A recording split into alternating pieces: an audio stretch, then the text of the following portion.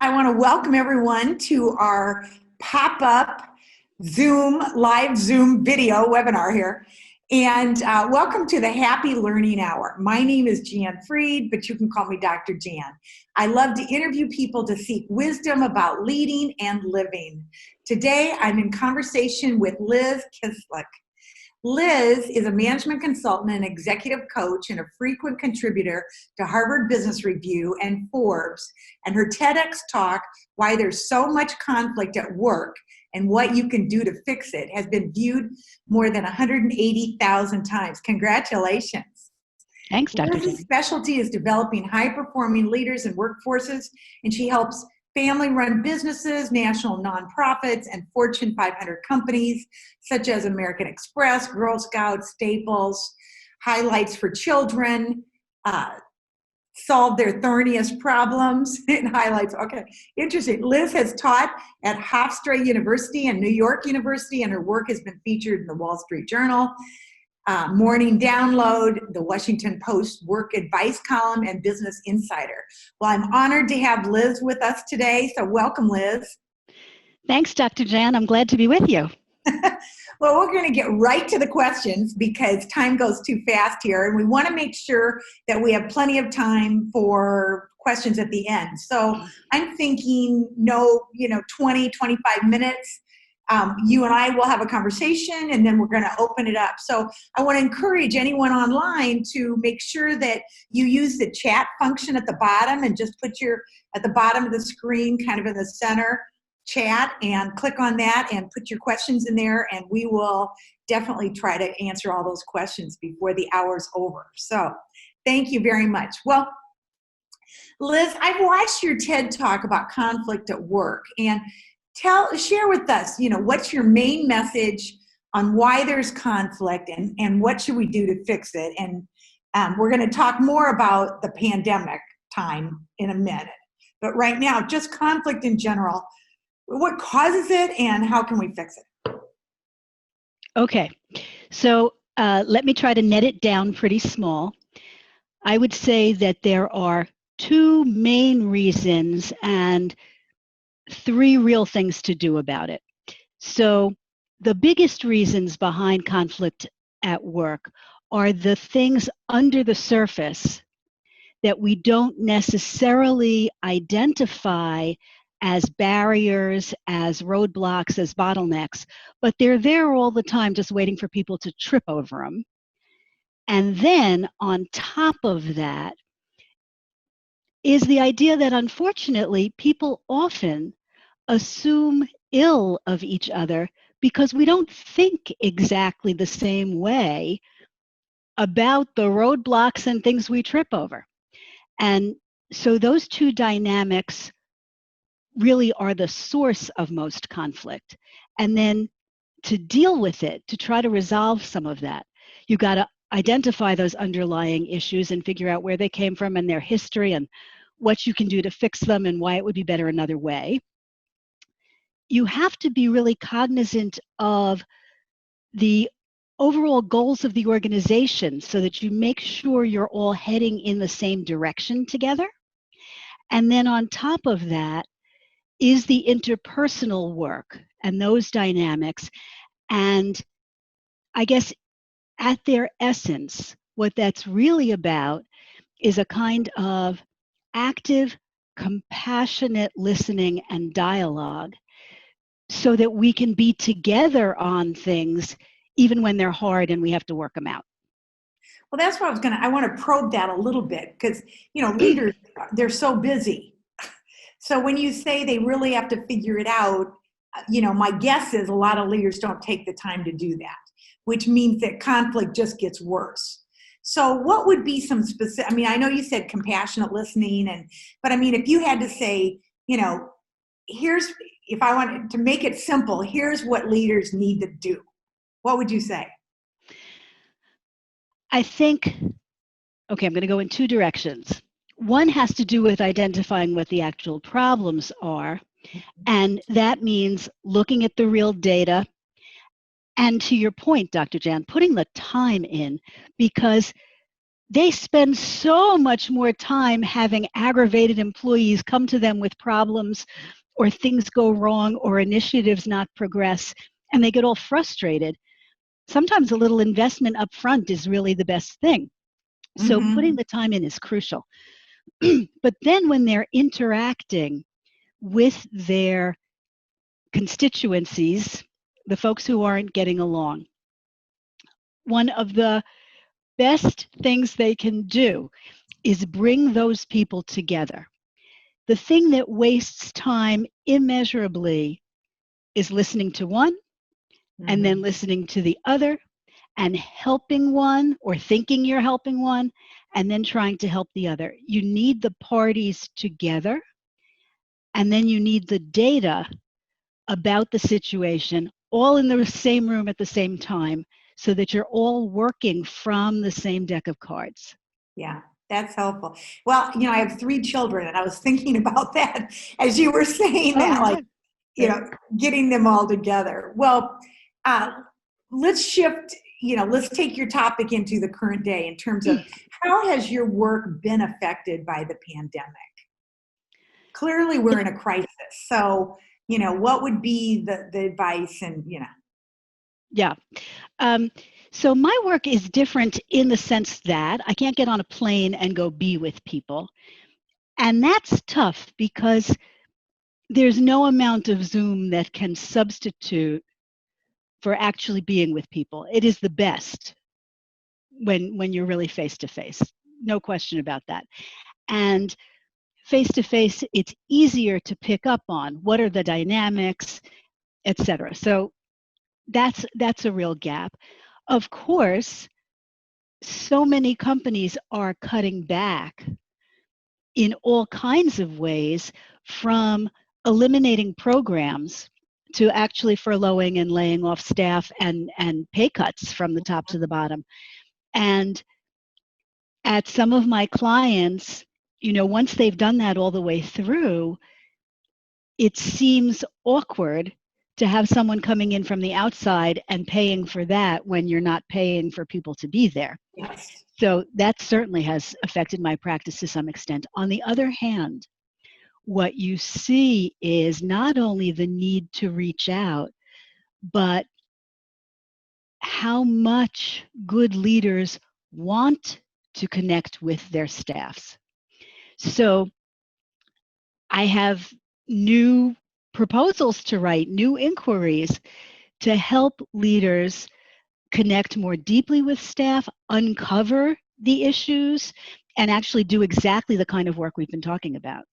Yeah, interesting. Well, what about advice to leaders when they're either working remotely or leading their teams, during this crisis, leading their teams from afar and. Yeah. So the first thing I think goes back to the point you made earlier. Now more than ever, they have to put the time in. They have to plan the outreach, and they need to do that at a bunch of different levels. So it may be that, once a month they have an all hands Zoom with everybody where they're saying this is the state of the company. But with their own team, they certainly need to meet much more frequently, certainly once a week with the whole team, to make sure that everybody is staying on the same trajectory in terms of recovering. When do we go back? What can we handle while we're at home? All those issues. And they also need ongoing, frequent contact, one-on-one, so that each member of their team feels supported and is getting the modeling that says at every level, you're doing that with your team members as well, because people can feel so disconnected. Yes. So that's the physical part. And then we have the nature of the communication itself. So for that, there's a whole host of factors, and it sounds like a lot, but the truth is that leaders should have been doing this all along. Right, you would hope. I don't mean to suggest that this is a new thing. It's just people are crying out for it. They're hungry for it. So communication needs to be frequent. They need to put the time in, as I said. But there also needs to be a combination of consistency, because I'm sure you hear about this as much as I do. People complain, this week she wants such and such, and the week before she wanted something completely different, and I keep getting caught. I don't know how to satisfy her. The consistency of where are we going? Here's our current status. Here are the hot issues. Here, the priorities, the goals and the priorities. Constant drumbeat so that everybody stays on the same page. Mm-hmm.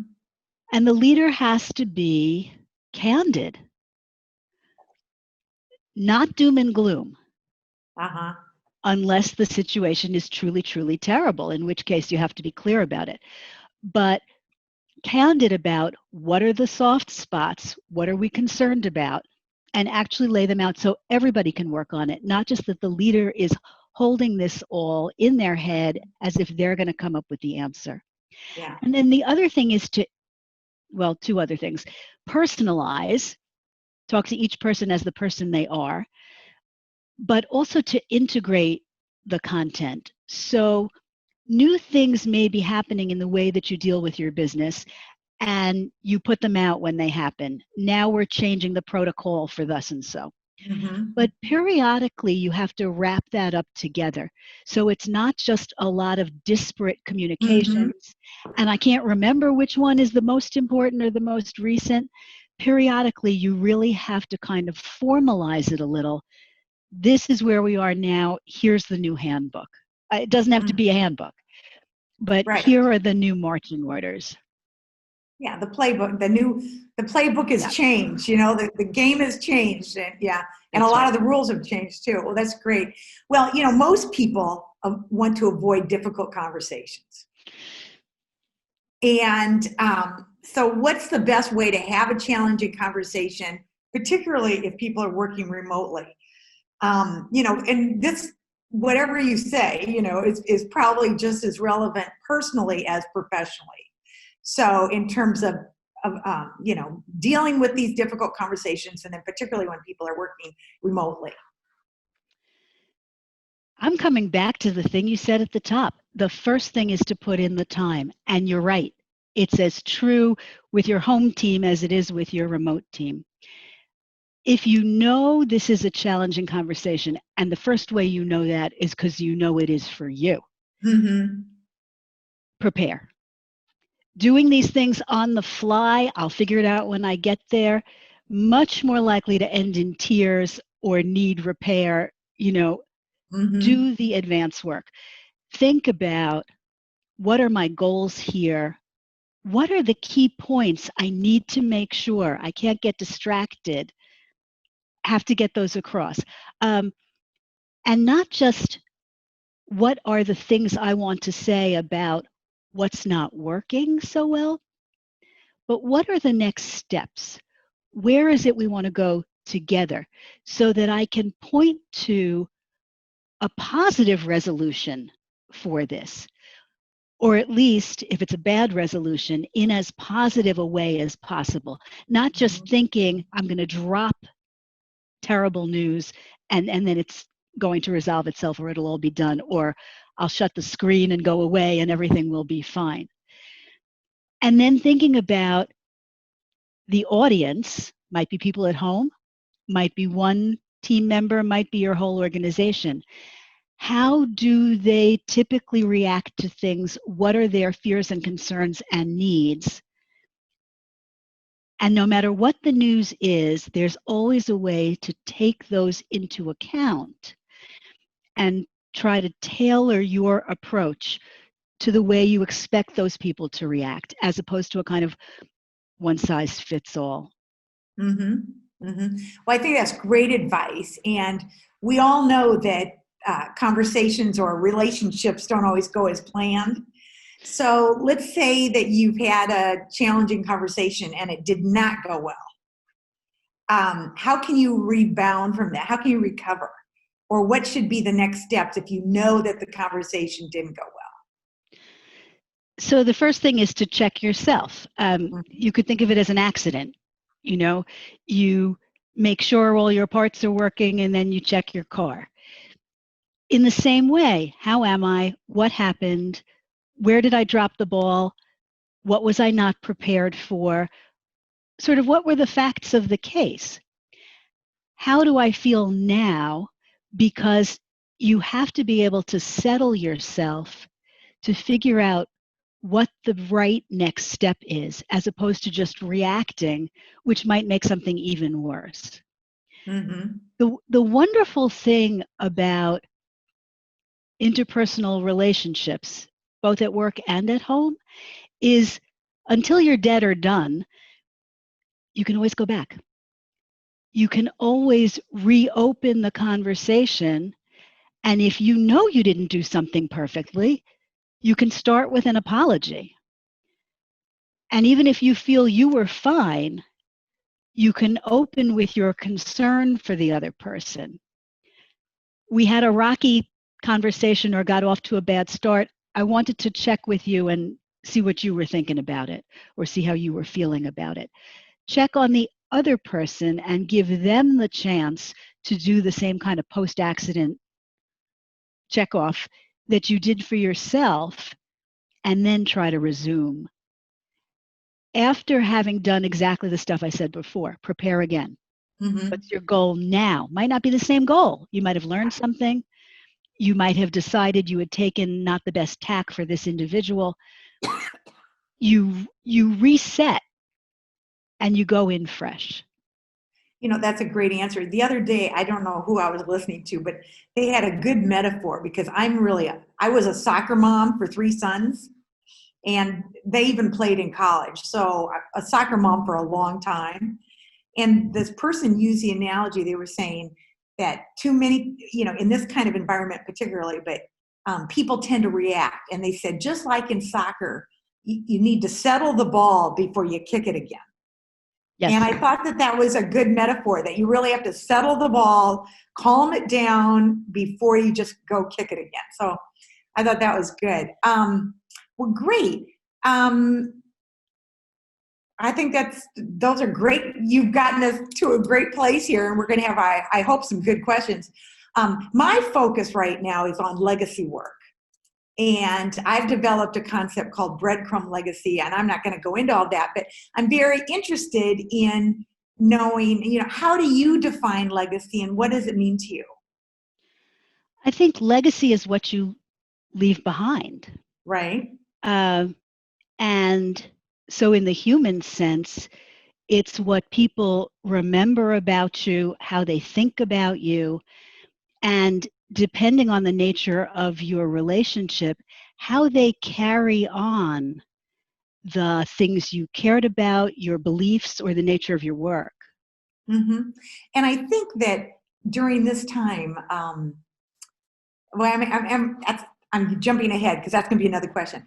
Can you share a story or something that comes to mind, related to you, or legacy of someone you know or yourself, or kind of a legacy story?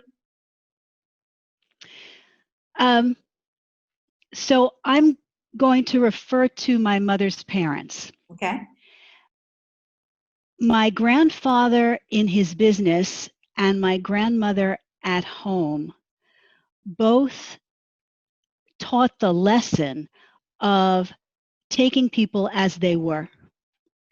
You might not like it particularly, but not fooling yourself and being willing to see that people come in all different ways, and that the best way to be in relationship, whether it was at work or at home, was to take them the way they were.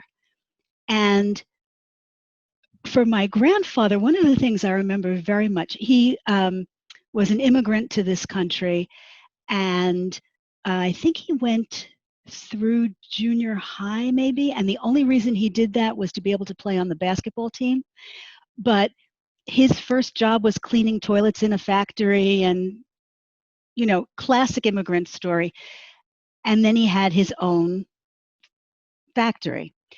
And he knew that some of the women who worked in the factory, their husbands would take their checks and then sometimes put them to not good ends, gambling, drinking, whatever.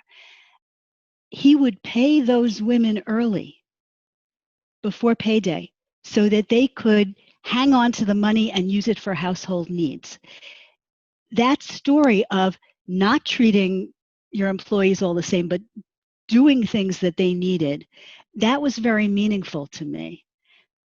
And my grandmother, in a completely different way, was so generous with her time and with food and welcoming everyone. And you just saw that there was a way to deal with everybody. Mm-hmm. Well, that's a great story. That's a great story for sure. I've often said in leadership that there's a difference between equality and equity. And, Yes. I ended up having twins, and I realized early on that treating them exactly the same was not being fair because they were different. So that's good. Well, how do you think people might change how they view their legacy or the concept of legacy during this pandemic? I've been doing some writing on this, and so I'm kind of interested in what others have to say.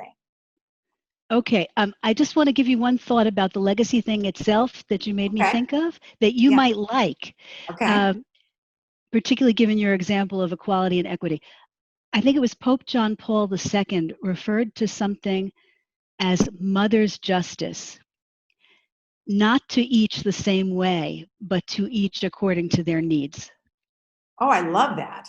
Yeah, that's why I thought you'd want to know Okay, that. would you repeat that again? That was really good. Yes, I'm paraphrasing him. I Oh, don't. that's fine, but it sounded great. Okay, so I'll look it up. not giving to each equally, but according to their needs. Love that. Okay. Very good. Okay, So so how do you think maybe the pandemic is changing how people think about all this? I think it's been a really frightening time. Mm-hmm.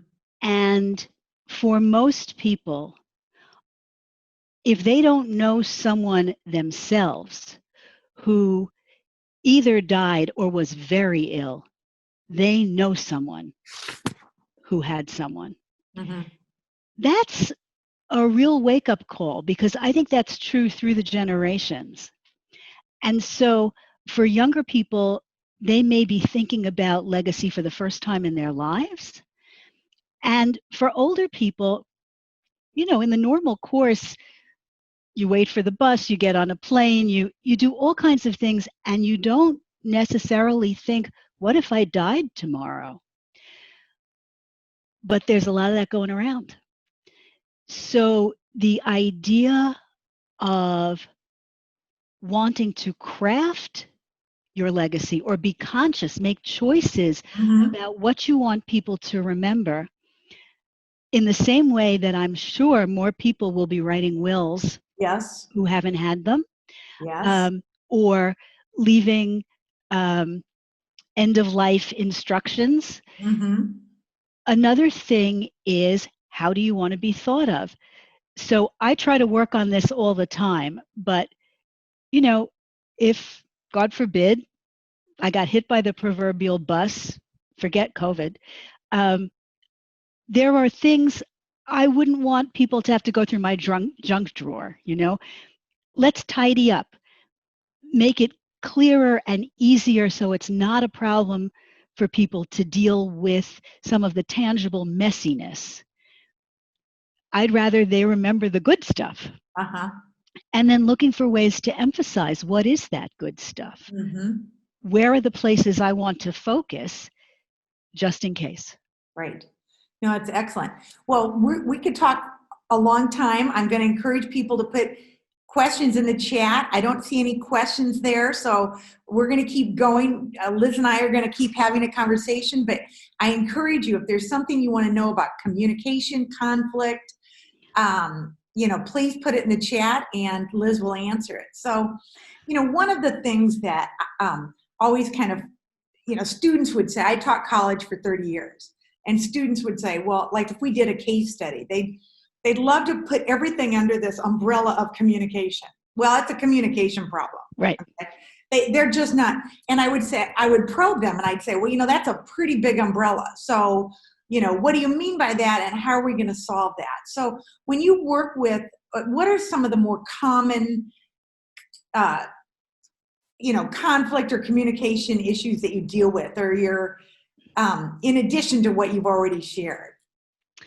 So when a client says to me, oh, we have a communication problem, I think of that as the tip of the iceberg. The communication problem is the thing that's bothering them. They're bothered by the fact that two colleagues are not getting along or are creating problems for each other. They're not even thinking about being bothered that there are underlying business practices that have been losing them money for years, but that's a kind of hidden cost. So the communication problem is lying on top of the other things that are going wrong. When it's a communication problem, there usually is one. It's not that it doesn't exist, but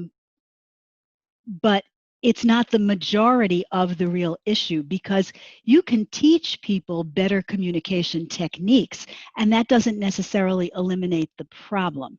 Mm-hmm. So that's one way of looking at it. Then the second way is we all have weird behavior things. We get triggered by all different kinds of stuff, and it's not enough to just say, oh, you two be nice. You can't just send two warring executives off somewhere as if they're going to work it out on their own. If they felt they could do that, they wouldn't have been bothering you with it. Right.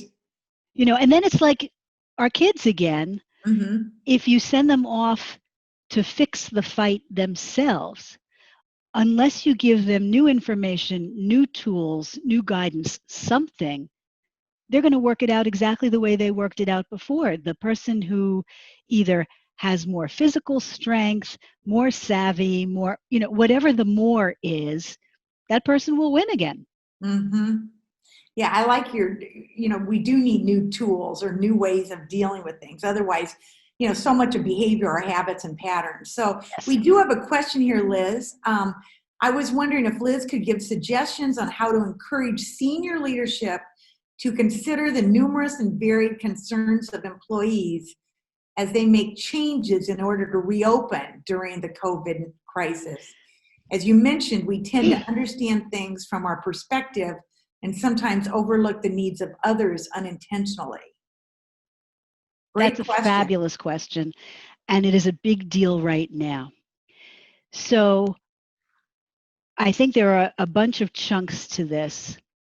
The first thing I want to say is that senior leaders have a lot of different experiences. It's got how they got to where they are, but they have not necessarily had the same experiences of all the people on their staff.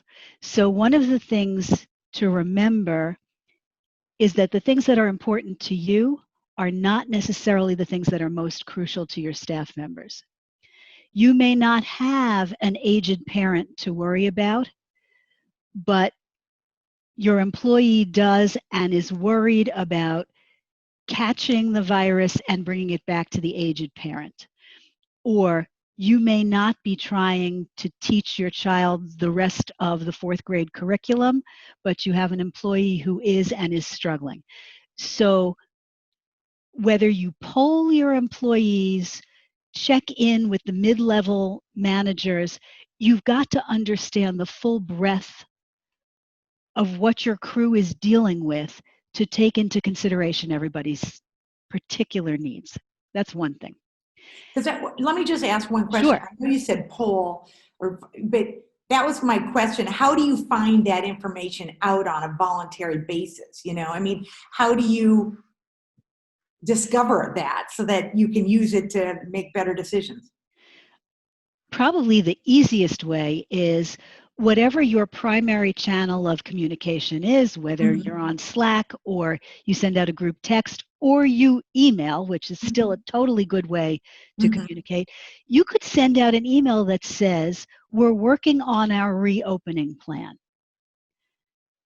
I would put in a whole bunch of stuff about which medical authorities we're consulting, and how we've checked in with our various government authorities at all levels, et cetera, et cetera. But I would specifically say, while we're working on the plan, we'd like to be aware of any concerns you have already. I would literally ask the question. Mm-hmm. Okay. And let people communicate it. Right. Yeah. No, that's great. Good. Well, I'm trying to think. Should I? Yeah, I would give you a few more things. Yeah, give me a few more things in there, if that's all right, because I'm still looking for more questions. We're still welcoming your questions here. Maybe everybody's just thinking a lot. Yeah. There's a lot going on. That's for sure. Yes. So what I see at my clients, there are some people who are praying every day to go back. They can't even believe they haven't been able to go back yet. They are not personally afraid of catching the virus, communicating the virus, or they're not thinking about it. They just want to get out of their houses, or they want to accomplish the things, pardon me, they're used to doing and just feel stuck. There's a real difference dealing with those folks from the folks who are really afraid and don't want to go back till there's a vaccine. Mm-hmm. Understanding that you have both populations and others in the middle, mm-hmm. leaders really have to think about why it's not smart to have a blanket order to return, and better to have a variety of phases and stages, testing on your premises the same way as governors are talking about testing and seeing what happens in the larger environment. And as you do that, being able to provide assurances about how you're going to protect people's health is very important. Knowing all the right HR stuff about, I would hope you wouldn't want to compel anyone to return, Mm-hmm. because this is frightening stuff. Mm-hmm. But what are the requirements? How much pressure is it legitimate to put on employees? I know employers who are ready to tell people they have to come back, even though they have members of the workforce who are truly afraid or can't go back because there's nobody to watch their kid. Right. So there are a whole variety of things, and no single leader can figure this out alone. Mm-hmm. Anybody who makes a plan alone or two people is not taking advantage of the resources that are out there to help you, and is certainly not putting enough into the plan to accommodate the variety of people who work for them. Mm-hmm. No, that's true. And I don't know if I mentioned this in your bio, but you're in New York. Yep. And New York, has just been the center of all of this. I have a son and his wife. They live in Brooklyn, but they're both working at home, and she's actually in the HR field and concerned that, she said organizations, just what you said in terms of you don't want to require people to come back all at the same time, because then maybe they could be held liable if somebody, gets ill. So I think that's really wise to think in terms of, voluntary and then in stages. That's very good. Yeah. Well, in terms of, what keeps you up at night, or, what are the kind of, besides anything we've talked about, here's another question. How do you advise that leaders have difficult conversations with their team via Zoom? We covered a little bit of that earlier, but maybe the highlights again. And what's your advice for leaders to have difficult conversations with their team if they have to use Zoom? Okay, so Zoom is a whole other thing, and it has been a godsend. There's no question. But it also creates certain challenges. The more I have used it,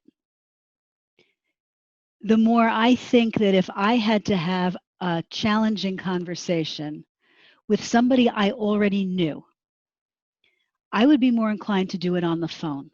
I would agree.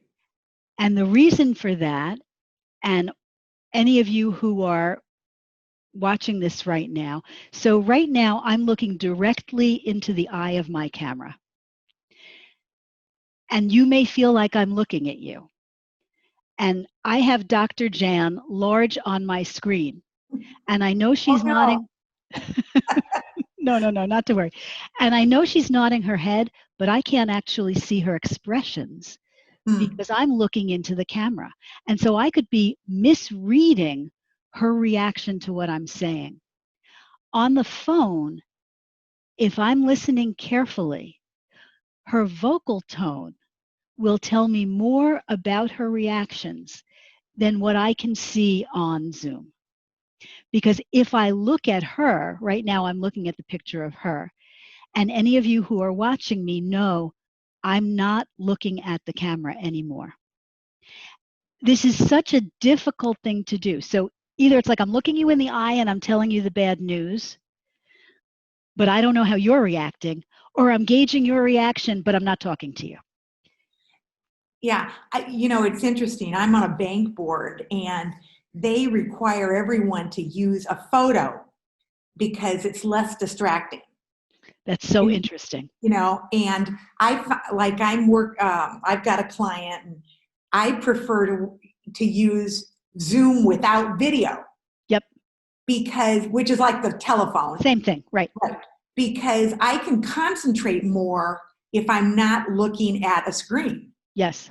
And so that's interesting. And, where some people say, oh, I really want to see you. And I'm like, I find it distracting. I can focus better really if it's a work project, if I'm not looking at the video. So I think that is interesting. On the other hand, if it's not bad news, Right. it is so wonderful to be able to see each other. Mm-hmm. I mean, so long as it's not, all the tiny, tiny little windows. If you have a work group of 6 people, 8 people, it's a pleasure just to see each other's faces. Mm-hmm. It's great. Going back to the challenging conversation, the other thing about Zoom that's really hard, and this is true in your workplace also, but you don't know when the dog is interrupting, when the child is interrupting, when something's happening in the household that you can't hold constant the way you can try to manage the environment in the workplace. So it's really tough. You may be telling your employee bad news, and they are literally a foot and a half away from their 10-year-old doing a homework assignment, but always tuned to what's going on with the parent. That's unbelievable pressure for that parent, and it's too much pressure for you. Would it be better to say to the person, you call me when you feel like you have, the quiet space, do you know what I'm saying? I mean, Yes. So this is so loaded because, of course, as soon as an employee hears that, yeah, they're just waiting for the other shoe to drop. sure. So it's just rough. Yeah. There is no good way. You have to look at, as part of your preparation, the downsides and the benefits of every method that you might choose, and then you pick the one that has the best balance. Mm-hmm. No, that's true. I know my husband, he doesn't like it when I preface things with "I've been thinking." He's like, "Oh, now what?" And it's not bad news. I mean, he doesn't like it when I say "I've been thinking." Well, he worries about what you'll say next. Exactly. In fact, I recommend that if it is absolutely bad news, that you do preface your statement, because there's a psychological concept. I don't remember the reference for this. The brain needs just a couple of seconds of warning to be on alert, as opposed to doing something else. And so I make a practice. I say to people either, okay, now I have to talk about something hard, or with people who've known me a while, I say, okay, please put on your seatbelt. Oh, that's cute. And then they know to get ready. Uh-huh. And sometimes what they know is it's hard for me. It's not necessarily hard for, like, they're like, oh, that's no big deal. But I thought it was hard, or I was concerned on their behalf. And that's our code. Mm-hmm. No, that's good. I like that. I like that a lot. Well, I'm not seeing any other questions. Do we have more questions? If you do, put them in because we're going to be wrapping this up pretty soon. But I guess I want to ask Liz, um, what do you deal with the most with your clients in terms of what's probably, like when I work with clients, there are certain things that I say, I deal with this, I integrate this the most, what's your best advice, I think, in terms of communication or conflict that you tend to rely on most of the time that maybe you haven't said yet? Or another way to say, and we do have another question. Okay, so hold that. Think about that, Liz, okay?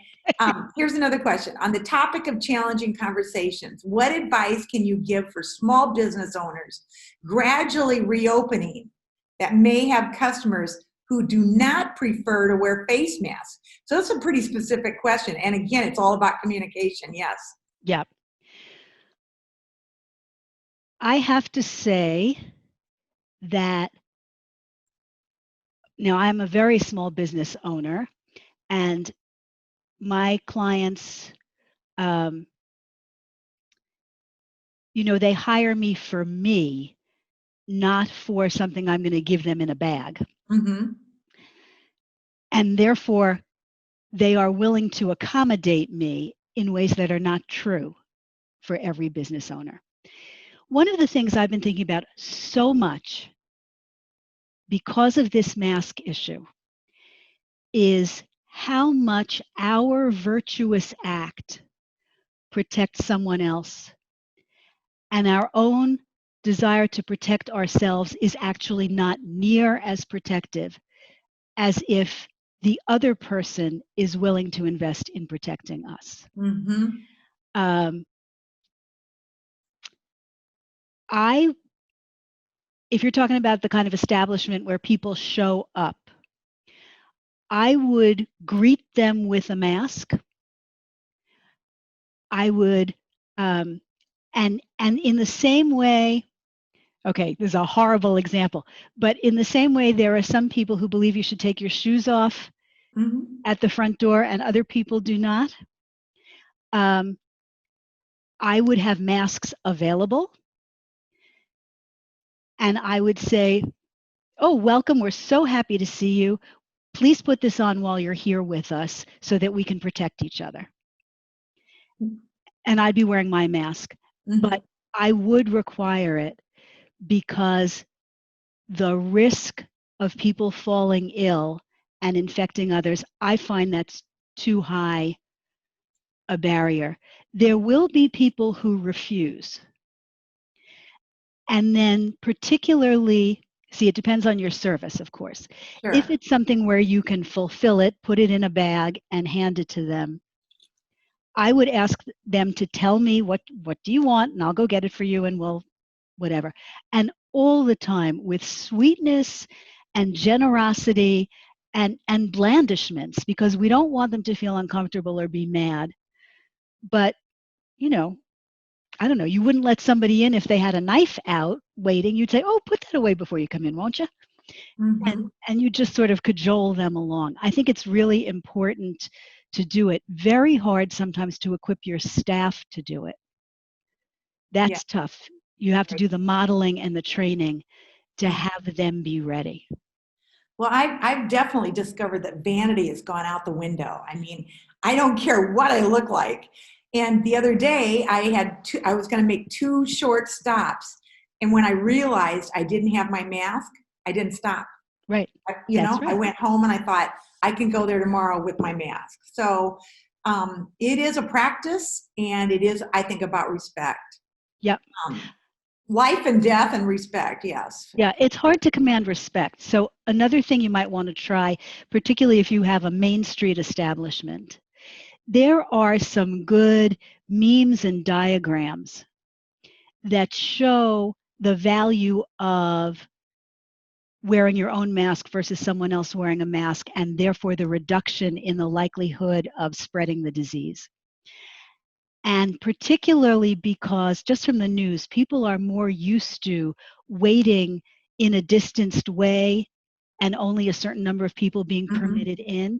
There might be time for them to read something cute and instructional on their way in that preps them before you have to have the face-to-face conversation with them about, here's your mask. You know, I hope you'll share in our practice. Yeah, no, that's very good. Well, we're coming to a close, but we still have time for one or two more questions. I actually want to change the question that I asked you, okay?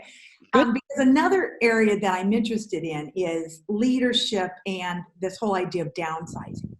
I've done some work and research and writing on that. And, you know, for instance, I don't know if you read the CEO of Airbnb and the letter he put out. It's kind of going viral.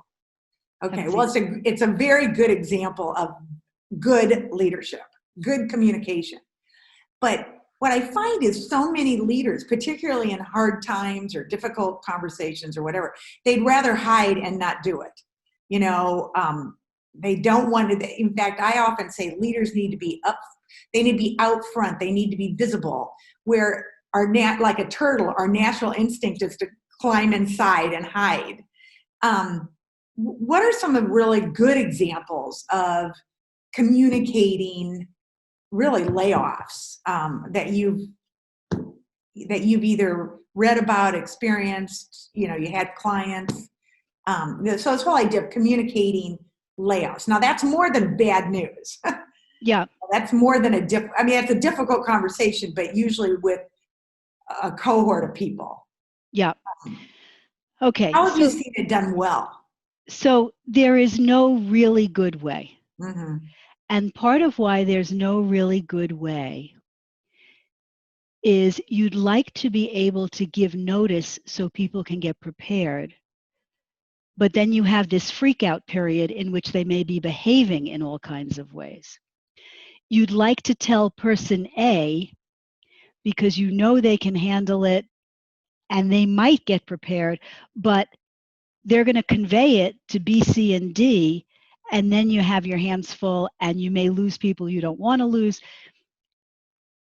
Cutting staff for any reason other than individual terrible behavior, and I'm not even talking about bad performance, I'm talking about terrible behavior. There is no truly good way. There's more correct, there's more generous, there's no truly good way. One of the worst things, and I have heard about this happening, if you have to lay off a group of people, as much as you want to be direct, don't do it on Zoom. They see each other crying. It's awful.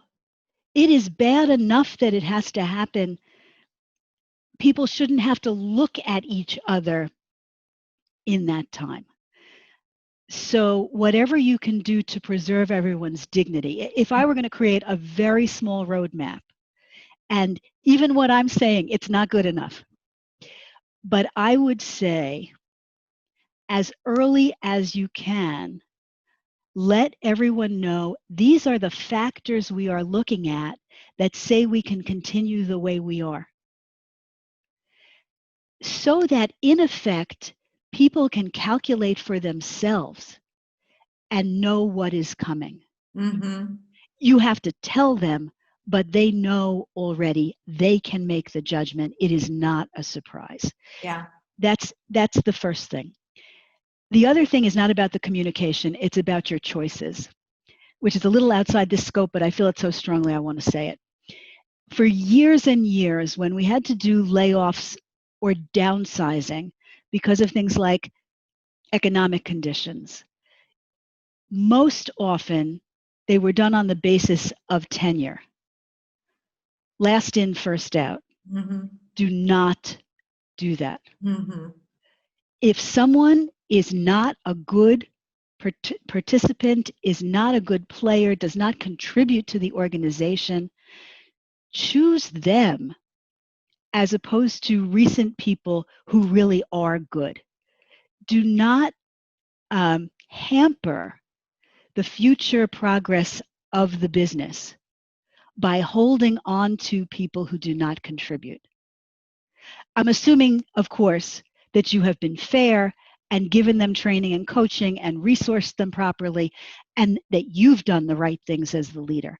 But if you have, keep the people who support the business and each other. Yeah, that's excellent advice. Well, we're coming to a close here, and we like to kind of see if you're willing to be seen, keep your video on, and we're going to put this in gallery view. And if you're willing to be in a picture, we like to take a picture. And okay. Well, I want to thank everyone who was on the call and on the webinar. And I've got a couple more on Thursday and one on Friday. So I always say to people, try to connect with me on Facebook or LinkedIn.